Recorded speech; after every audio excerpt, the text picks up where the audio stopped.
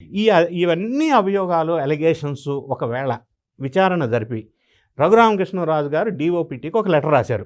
ఈ డీటెయిల్స్ ఇన్ని అలిగేషన్స్ ఉన్నాయి, విచారణ చేసి టెర్మినేషన్ చేయమని. సరే, విచారణ చేసిన తర్వాత ఒకటి ఆప్షన్ 1 టెర్మినేట్ చేయొచ్చు. టెర్మినేట్ చేస్తే ఈయన సెంట్రల్ అడ్మినిస్ట్రేటివ్ ట్రిబ్యునల్కి వెళ్ళొచ్చు, కోర్టుకి వెళ్ళొచ్చు.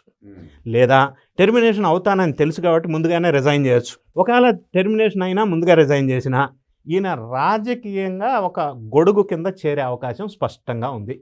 ఎవరు ఆ రాజకీయ పార్టీ ఈయనకు ఆదరణ ఇచ్చేది? ఎవరైతే ఈయన సర్వీసులో ఉన్నప్పుడు శుభ ఆశీస్సులు ఇచ్చారో, ఎవరి కళ్ళల్లో ఆనందం కోసం ఈయన అక్రమాలు చేశారో ఆ రాజకీయ పార్టీ ఈరోజు ఆయనకి గొడుగు నీడ ఇస్తుంది.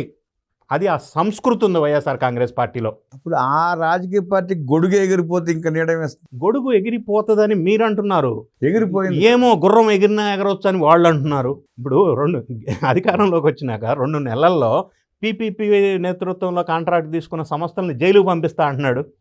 అంటే అధికారంలోకి వచ్చేది ఉందా, 2 నెలల్లో పంపించేది ఉందా, అది డిఫరెంట్ సబ్జెక్ట్. అది గాల్లో దీపం లాంటి పరిస్థితి. పడవ మునిగిపోయింది, అది వేరే విషయం.